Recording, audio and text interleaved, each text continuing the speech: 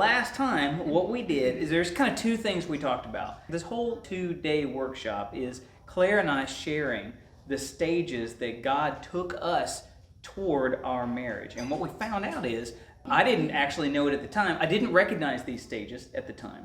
And we said, that's good. That means you don't have to be a strategist. God knows what these stages are. I looked back and saw, oh, I see what was happening. And when I discovered this was when I was a marriage pastor, much later. And I was reading other books out there by Christian writers and authors, and them kind of talking about these stages that God would take you to. And I realized, that's right. This is what he did to us. And I'm going to show you at the end here a different Maybe not so view. much to us, it's for us. It did it to her, did it for me. I'm going to share different views of this exact set of stages from a different writer's perspective. And I was really blown away at how exactly the same they are. But it all makes sense because really, if we look at all 5 of these, what they are is Matthew 6, when Jesus says, look, you don't have to be a strategist. Don't chase all the things that everybody else is chasing. What you need to do is chase me.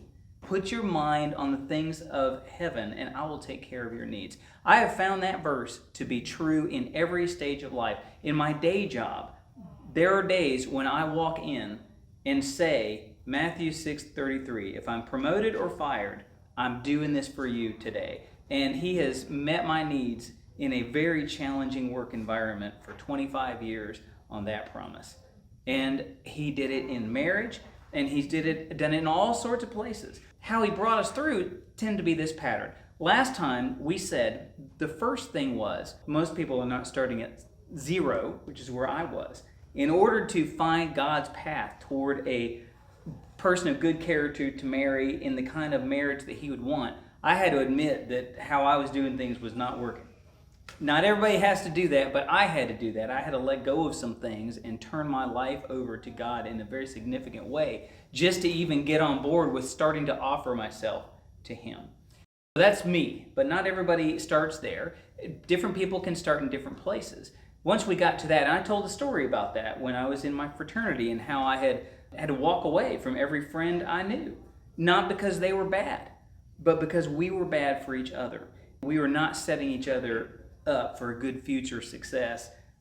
I came to grips, I didn't say this last time, I had to come to grips with something I heard Andy Stanley say one time when he was talking about people getting ready for marriage. He talked about a story of a person who had really made some bad mistakes, in her life, and she had gone to church.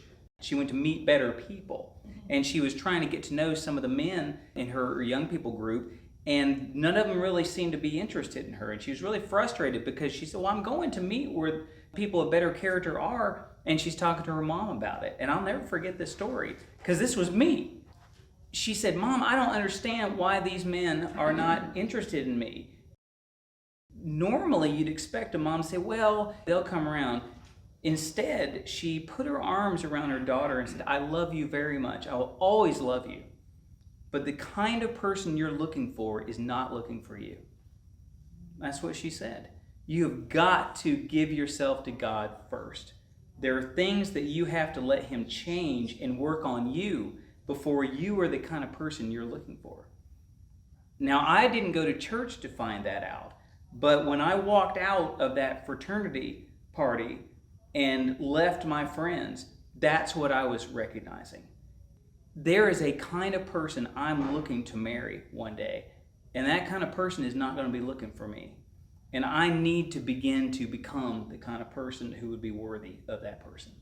And that was my journey. So that's the admit your way. So I'm not talking about strategies. I was talking about deep set wrong ways of dating that the culture around me had said are the right ways. And I was building a lot of pain into my life and into a lot of other people's lives, not on purpose. And so that was the first step for me. The second step was to offer yourself totally to God. Does anyone remember anything we said about what that means when you say, I'm yours?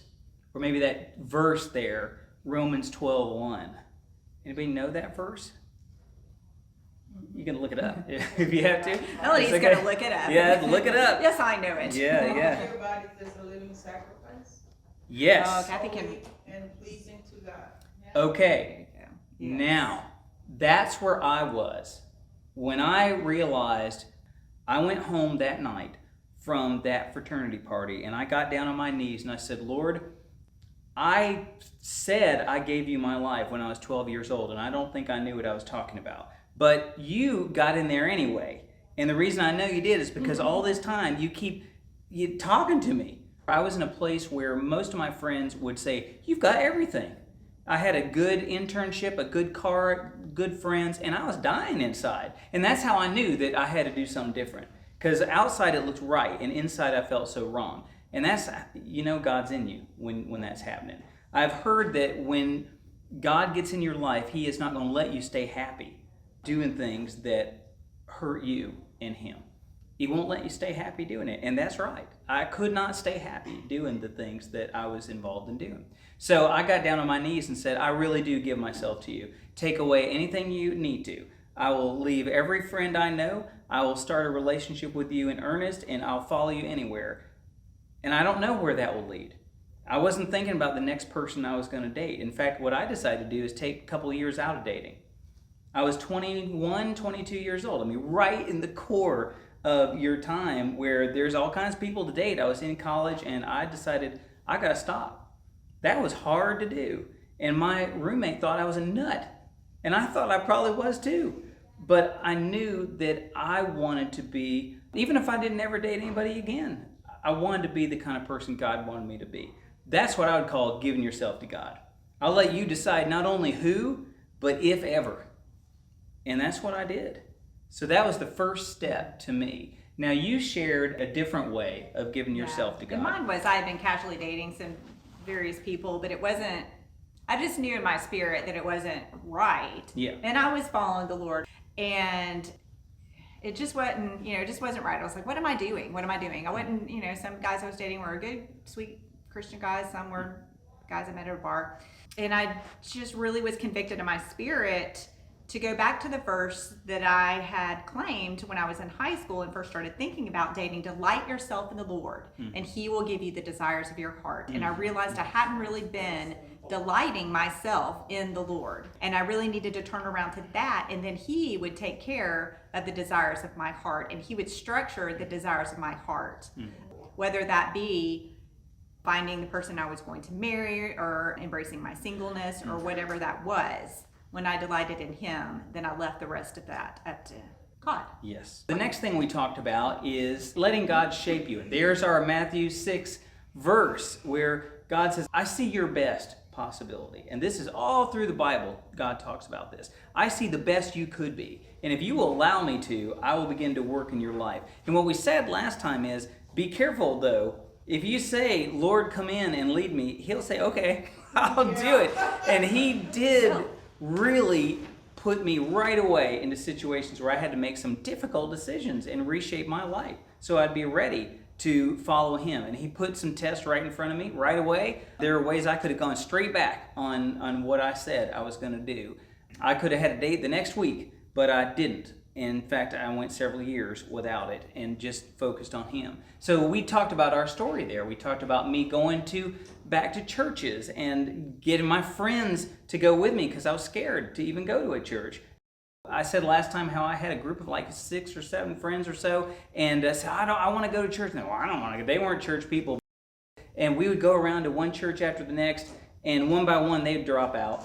I would still keep going with whoever's left, and we finally got to the last place. And my last friend dropped out, but I was committed at that point. I'm staying, and I'm going to continue to work on my relationship with you. That was part of letting Him shape me. Unlearn some things I had learned. When I was a kid, the Star Wars movie that was big was The Empire Strikes Back. And when Luke Skywalker said, I want to be a Jedi. And Yoda said, well, okay, you've got to unlearn everything you know. That's where I was. You have to unlearn everything you think you know about dating and relationships. And when I talk about my family life, which I will do tonight, I think some of that will come out. Some of the things I had to unlearn because God wanted me to be ready to be a person who would be with my wife forever. So that's where I was, and my journey was a difficult one. I'm not going to detail it tonight. I did last time. But the thing I want you to know is there are going to be times if you really do say, I want you to shape me, there's going to be some temptations to step out of that. I had quite a few. If I had seen Claire at the end of it, I would have been a lot less tempted to step out of it. But, God doesn't do that necessarily. What is the Bible verse? His word is a lamp.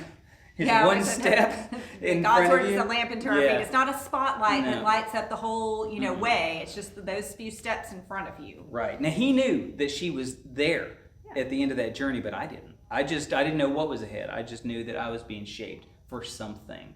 So that's what we talked about last time. And then we said we don't have to be strategists. We can trust God to arrange the meeting and the stages. And we talked about how that happened.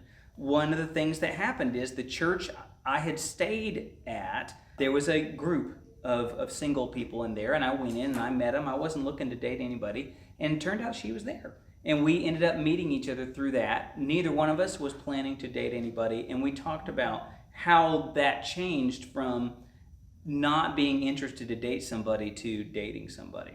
He told me when it was time. And so what happened is, when I met her, I began to be really interested in her.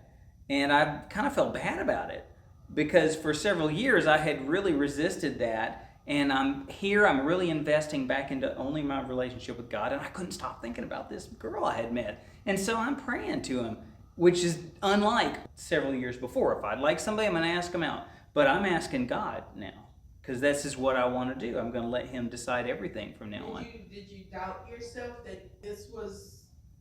Yeah, well, I didn't even know if he would think I was ready to date anybody yet, because I had said I'm not going to date anybody. He hadn't been here very long. It wasn't it wasn't very long long period of time. So he's like, I don't want it to be like I've just come to church and now I'm just to date somebody. Right? Yeah, exactly. Exactly. So I think he had that going through his head. I did. So I prayed about it, and he kind of impressed on me Proverbs 31. Which I know God did because I didn't know what Proverbs 31 was. I couldn't have even told you where to find it. I said, what is Proverbs 31? So I had to look it up to see where it was. I'd never read it before. And it was the description of a woman of good character. That's it. It's in the Bible. And there it was. And I had this overwhelming feeling of that is who you have met. So I figured the next thing is going to be, so don't touch her, don't talk to her. The next feeling was, and it's okay, ask her out. I told the story of asking her out, 4 times before she would finally go out with me. Oh, I remember one time. And why that was, it turned out there's a reason. It was something that Claire was looking for that God wanted to work with me on. One was humility. I'd never been turned down before. And so now she turns me down right away. And man, I don't know if I heard that right. It wasn't personal. No. And so he kept telling me, go back and ask her again. I'm going to feel like a dummy doing that. And so 3 times I did that before she would finally go out with me. So yeah, that's how, but he planned all that. So that's as far as we got last time. I needed a man who was going to pursue me. Yeah. And show me that I was worth being pursued. As we got to know each other, we were starting to see things that were going to be really good for us in a marriage. That's kind of where we're heading with this. And God knows that before. So I knew one thing I was looking for. I had learned. I'd gotten better at discerning things over the years. A Christian woman who had good character and who was confident enough in herself and who she was with God that she wasn't going to be chasing attention out of guys. Because I was uncomfortable with that. And so I knew, I'm not going to be able to marry someone like that. Maybe I don't have enough confidence or something. That's just not going to be a good fit for me. Yeah. I don't, but whatever it is, that I'm not looking for that. I'm looking for someone who's not that way, And she was looking for someone who was a Christian man, how do I say this, who had committed Christian character, who wasn't weird. Because there's weird church. I'm just saying there's weird church. So I had a little bit of an edge to me. I pursued her. I was more of a regular person who was a Christian. And that makes sense if you know some people. Did you think he was weird? He was just different from a lot of the other guys that I've been around in church. Mm-hmm. Yeah. So we started dating. And then we talked about that. We talked about our first date last time. And we talked about how We survived. God leads you in stages, but that doesn't mean, that wasn't, okay, I'm going to marry this person right now. This is just, we first were friends, and then God said, okay, ask her out on a date. And that's as far as it's getting now. And so we're getting to know each other. Then he led me to say, okay, see if she'll take it deeper now. And I don't remember how I did it, but I asked her, would you like to just see each other? And we started doing that. Not until God told me to. And at that point, we started getting to know each other more. We're starting to see how even here, God is still growing us. His choice is going to grow you in ways. In some ways, maybe you wish you wouldn't, but you need to be grown in this way so that you're prepared. It's not always comfortable. No, and so here's an example. It's not always comfortable when we're following God and when He's leading us. No, and here's an example. So Claire's family was, I think you said last time, abnormally normal. I grew up in an abnormally normal family. They ate dinner at the table almost every day and had conversations at the table. My family was the opposite of that. We didn't eat together at all. My dad left home when I was 5. My mom worked 2 jobs, and we didn't. And went to school. And went to school at night, just trying to put food on our table, and so we didn't have that kind of relationship. She remarried when I was 13, but even then, we never ate at the table. The only time we ate food in front of anything was in front of the TV and watching baseball. So I didn't really know how to talk to family members. I spent a lot of time, I didn't have any siblings. I'd spent a lot of time by myself. And I had gotten good at, with your friends and things, having smart, clever conversations, but then you can go home. And what happened is they invited me over for dinner one Sunday afternoon, have lunch on the back porch, and we did that, and I struggled through that. I used up all my clever conversation bullets. I could survive a half hour, of talking to her parents, because I'd done that before with friends' parents and things. And then they invited us into the living room for the afternoon, and baseball was on. So I'm like, oh gosh, I survived the 30-minute conversation. This is good. Now we're just going to sit down and watch baseball and really not talk about anything, because that's what guys do. We don't look at each other. We look at one thing, and we're just hanging out, and that's great. And then her dad turned off the TV. And what's going to happen here? And so for hours, we're suddenly having conversations, and I can literally hear the clock ticking on the wall. And I'm thinking, I don't know if I can survive having a relationship with this person, because I don't know how to talk to people like this. Well, God knew that I didn't know how to talk to people like this, but He knew that I could. And He began to build me in that relationship. But that was part of the training. I really actually had to make a decision. Am I going to check out of this, or am I going to stick with this? There are times, and probably all of us have been there, where we're in a relationship where we have to make that choice. Oh, I don't like this. This is out of my comfort zone. Maybe I'll step out of it. And I have been there. This is weird. This is weird. I don't know what to do, so I'll just cut this off. Mm-hmm. But I had a sense that He was growing me in this, and this was not a good thing to cut off. I have got to stop you. Yeah. Because you are saying something that the Lord has told me over 5 years now. Mm-hmm. Okay. Get to know you. Let me grow you. Yes, yes. That's what He told me about 5 years ago. Yeah, yeah. And you keep saying. When I shared that story about leaving that party, when we get our video out, we'll send you a link so you can hear what this party is. That's what I said when I walked outside is, I don't know who I am without being in the context of being somebody's boyfriend or somebody's friend. I don't know who I am. When I say I didn't date someone for 3 years and that was hard, I had not dated someone for 3 months since I was 15 years old. I didn't know who I was.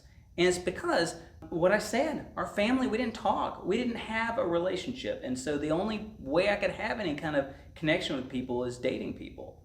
And so I made that too much of it, really. And I had no idea who I was as a person. So you're absolutely right. That's exactly what I had to do, is start to find out who in the world am I to you. So that was my first really difficult challenge with her family. Now, she had a weird opportunity to learn something strange about my family. I don't know what it has to do with anything, but it doesn't have to do with it, but it's just a good story, because his family is very different from mine. Yeah, my parents are inviting him over for dinner. His parents didn't ever invite me anywhere, but I did get invited to go visit his grandmother for something. I don't know why, but so I went to his grandmother's house, and she starts showing me pictures and their photo album and all these pictures, and all of a sudden she pulls out a picture of a dead man in a coffin. Mm-hmm. I'm like, oh, what is that? She's like, oh, that's my husband. This is a picture that we sent to da-da-da-da-da. And when Robin's grandfather died, I was like, okay, that's a little different. Why is your grandmother showing me dead people? I don't know. It looked like a picture of Count Dracula. I don't know. I don't know what it was. So, yeah. So I don't think there's a lesson in that. No, but I don't know that there's a strange thing. I stuck through it. Yeah. So, but what we learned is this. When God has arranged the meeting and he's leading you through the steps, it isn't, at least in our case, and it hasn't been in the case of anybody else we've known, it isn't, oh, euphoria, this is that perfect soulmate who I won't have to change anything about myself now, and we'll never have any problems because we're just perfect together. No, it's not that. It is a person who will grow you. That's what we found out. Because marriage is supposed to grow you.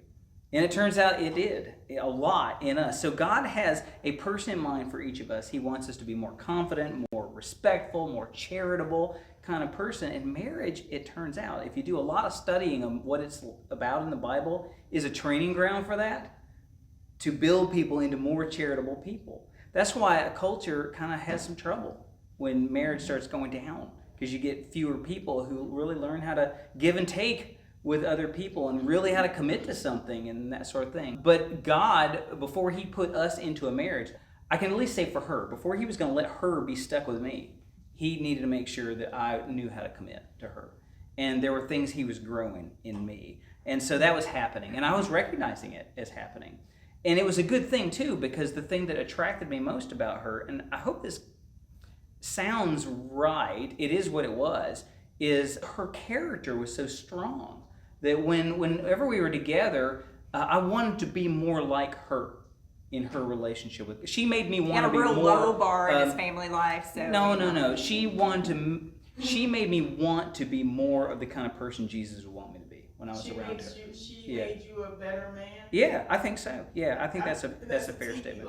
Yeah. So what happened is we're growing, and now the next thing is he will confirm it.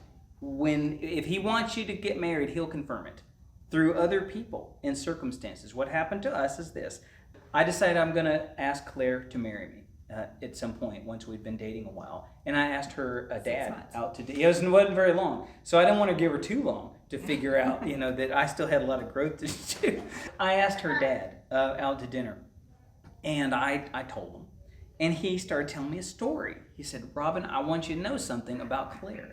Is ever since she was a baby in the crib, her mother and I have been praying over her and over the person she would marry someday, and that God would bring them together in the right time and everything. And I'm feeling like, wow, this is a really good setup for it, and you are not it. You're not that person. He looked at me right in the eye and said, the first day I saw you in the hallway, I didn't know who you were. And it was the first day we had met. God told me that's the guy you've been praying about.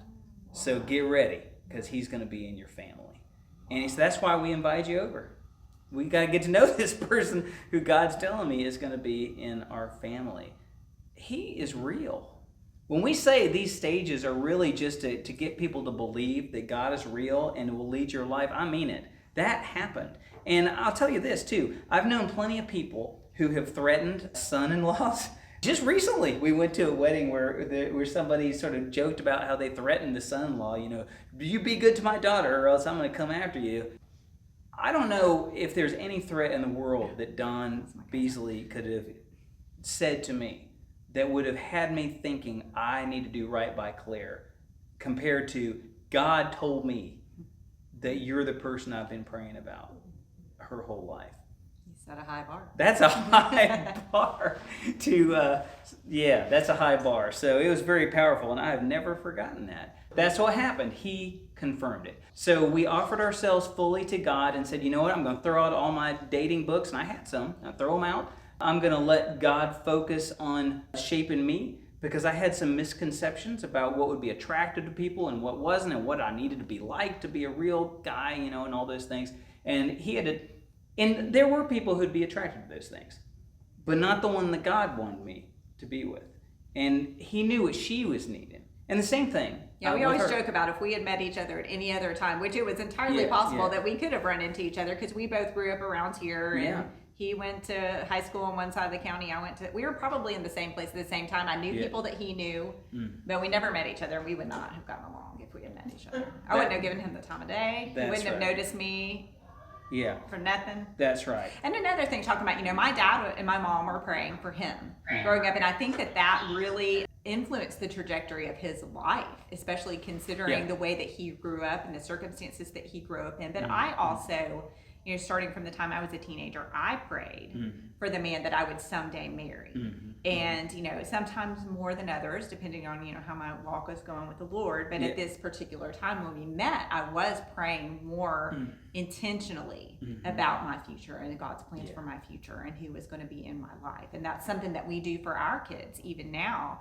We look around and sometimes he looks at all these blogs about marriage and dating and relationships and stuff so that we can go around and we can teach other people about the things that we've learned and experienced and what we know, and he knows what's going on in the culture. But he starts to get all freaked out about, what are our kids? There's not going to be anybody for our kids. There's no one out there to marry. No one's getting married. And it's like, it doesn't matter what's going on in the world because God is in control and we are praying for our kids.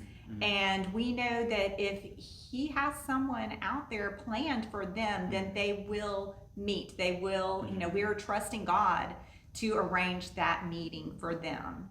And to, be in control of their dating life and someday who they marry. Our son right now is dating a lovely Christian young lady that he met at high school, and I never in 1,000 years would have thought he would have met somebody who was a Christian at school. But he did. He did. They are there. He did. So that's right. Pray about these things. And I say that so many times.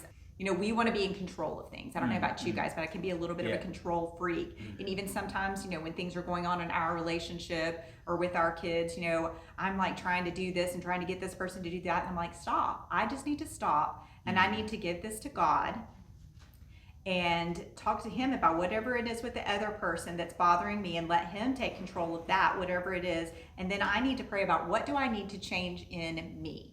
Because that's really the only thing I can control is myself.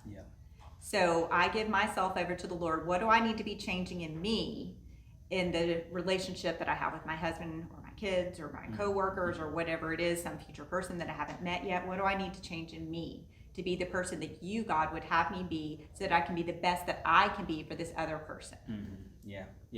We said last time a key verse in our lives has been Psalm 91:7. Now, if I had the numbers wrong, maybe I'm not the best minister, so sometimes I get the address wrong, but I'm pretty sure that's right, 91:7. It's on your sheet. It might be 97:1. So it's, but essentially it is, God can provide with you no matter what's going on around you. If 10,000 people around you are fallen and you're doing things His way, it doesn't have to happen to you.